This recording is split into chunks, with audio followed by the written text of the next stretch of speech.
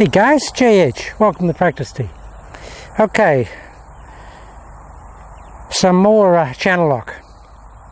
Okay, so because channel lock is designed to swing the golf club in a channel beside the body, we want to optimize the opportunity of doing that as much as we possibly can. We really need to do that, guys. And how do we do that? Well, simplistically, we've got to stay in the channel. How do we stay in the channel? We have to keep this fulcrum in the channel as long as we can. This is the fulcrum. We've got to keep it. If I'm swinging in the channel here, I've got to keep that fulcrum in the channel as long as we can. And the only thing that goes out to the ball is the arm and the club. We don't want to take the fulcrum. Two problems with that. It will shove you outside forward to the ball, and it won't let you bend your trail, won't let you straighten your trail arm because you've moved the fulcrum point forward. If that's the pivot point, and I get in here and it's straight, if I move that pivot point forward, I couldn't straighten the arm. It'd be bent because I couldn't fire it because I'd be too far towards the ball. So how do we keep that pivot point in place?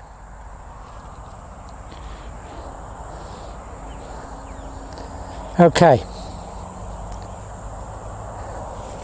When I bring the club down, as I bring it down, I've got very much a predominance of force going straight into that trail vertical axis and straight down that trail leg and into, for me, the outside of my trail foot. So that's the trail side doing that. Here. Now, to be able to keep that trail side in position and buttress it so it doesn't bleed out the vertical force going downwards. I want all that vertical force going downwards that way. And so that doesn't bleed out, we've got to keep that trail side in position. Here. Now I've got force going that way, but if it's going that way and I'm firing that trail arm, there's a lot of upper body force going that way. And I could really pull my upper body and even my lower body forward with that thrusting of that upper body componentry. So what I do as a feeling, guys, and what might help you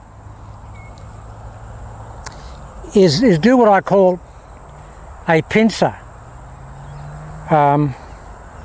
application of force, in that I'm driving down with this, driving the weight into the ground with that trail leg and with this side, but with the lead side I want to be firing back to support that trail side. So this is coming back this way and we're getting a pincer effect. We're getting the force going that way and the force going this way, so it's a pincer effect here. We've got two forces working against one another. And that'll be basically like slamming a door, guys. All these forces will be coming bang and it'll just slam against the jam where the lock is. And the jam for us is our golf ball. And the door is our trail arm and the golf club. So it's a counter force application. It's a trail force, trail side, being acted upon by a lead side counter force.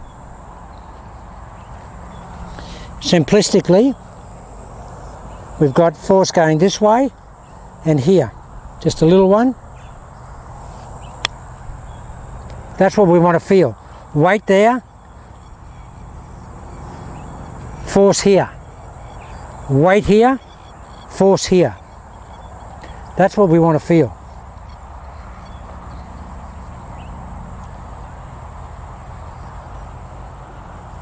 So it's a pincer effect.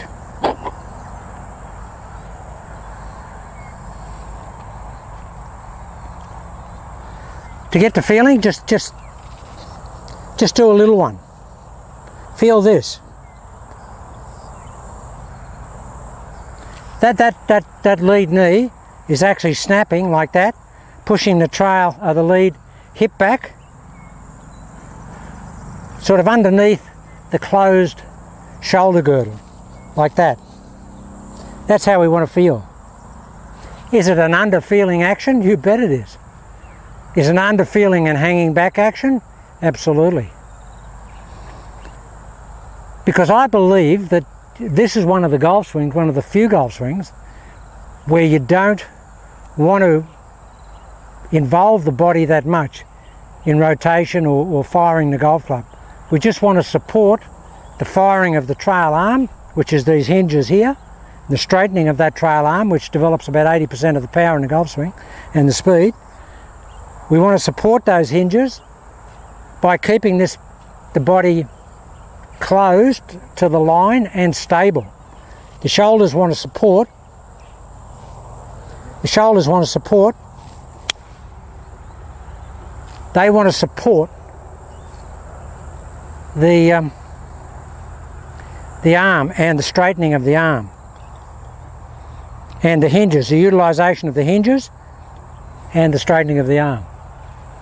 So it's basically just we're hinging here as we take the club back, straight line here.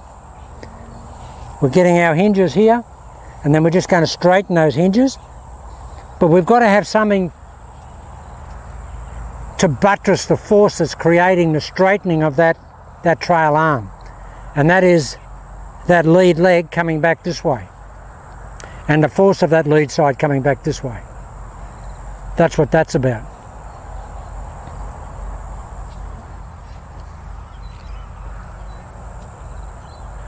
Because it's so different to any other golf swing, guys. This golf swing is so different to anything else. It's not, we're not using the body for rotation because we don't want to rotate. We get a, an end resultant of rotation at the end of the swing because of forces. After we finished our swing here, it'll bring us through, the shoulder will come around to release the buttressed forces.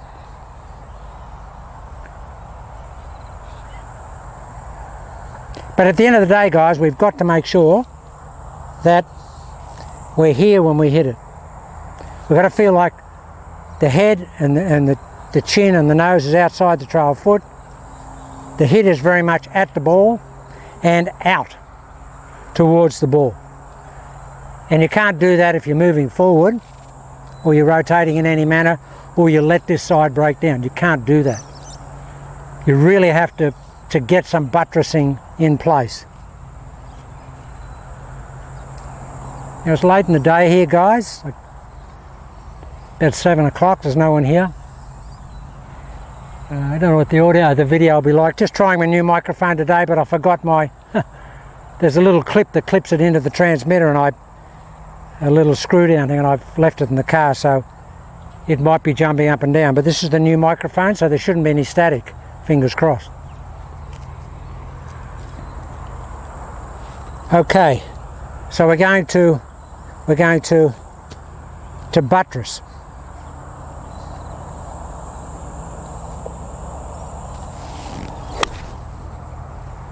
That's how we want to feel. Now I've done that pretty well. I've done that pretty well.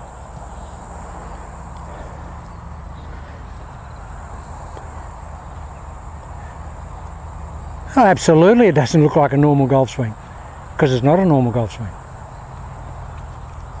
Our objective is to swing the club in a channel beside our body with closed shoulders and utilise that trail arm and the hinges in it 100%.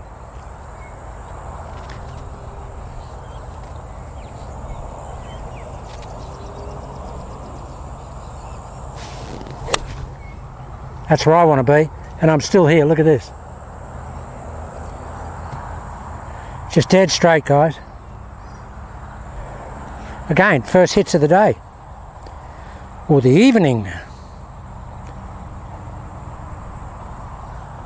I'm heading straight into the sun here. Or the setting sun. We've had a very hot Christmas here, guys. Every day's been about 35 for about 7 days in a row.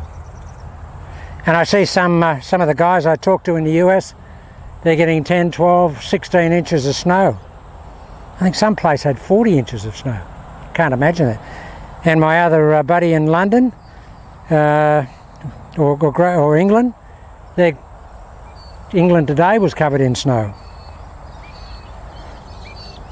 We don't get snow out here. All we do down in the snowfields, but not up here. Not up here. Okay.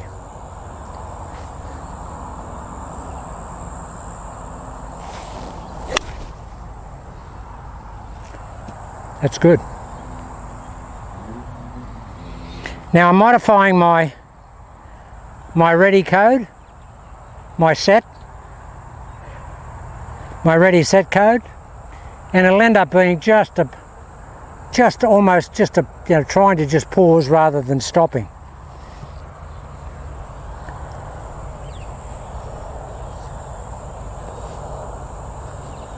Playing the ball a long way back, guys. That's just such, I'd love to be able to finish here. That's how I want to finish this golf swing. Because that is, guys, that's when you really feel that trail hand fires the hinge. You can really feel the hinge fire because you're here. It feels to me like you see the ball propelled out of those high-lie baskets where they play high-lie on those big courts where they have those wicker baskets where they get the ball, and it's the fastest ball sport in the world. It goes 200 miles an hour, the ball. And they get that feeling, they look like they do that. That's sort of a high-lie throw. And that feels like that. But that's only because I'm supporting that trail side by the buttressing of the forward side.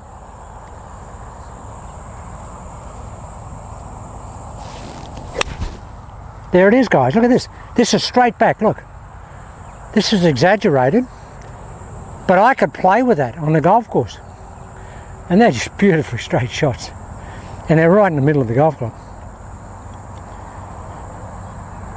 But that's what I call buttressing, brought about by the effect of pincering. We've got these two forces pincering themselves here. We're driving this way and this one's driving this way, and they're meeting in the middle. The forces are coming in like a pincer.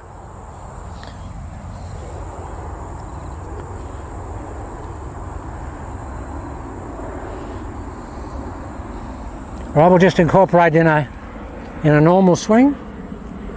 But that's how you want to train it. I mean, I wouldn't mind hitting it like that. A lot of 5 o'clock nose.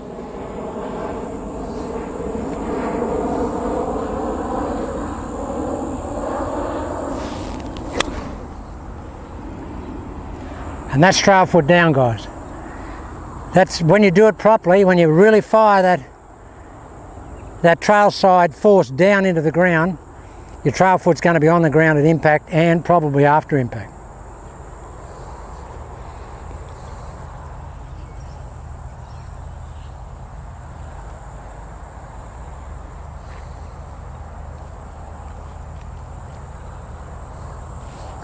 Okay.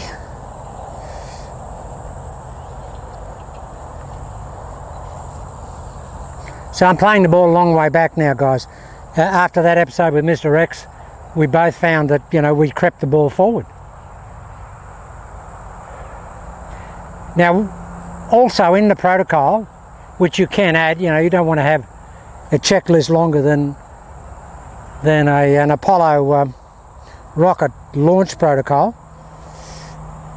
But what you can really do, guys, is just make sure that in the protocol you really do get the feeling that you are hitting predominantly into out, significantly into out. You won't hit into out as much as you think you will, but you'll want to feel like you're hitting 45 degrees into out. That will keep the shoulders closed and it will give you the 5 o'clock nose. Okay, last shot. Now that really is a long way back.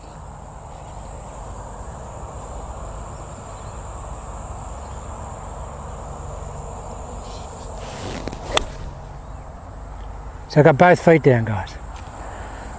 That's really strong.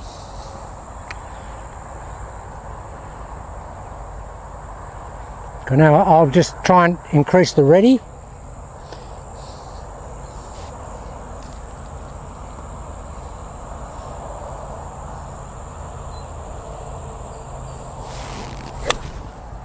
That's as good as old JH can hit it. Okay guys, they were just a couple of points. And hey, the sky's okay. I'll just check the camera. I might hit some shots down here. There's nobody here, so I can hit whatever I like. I'll come back on another tape and we'll hit some down range.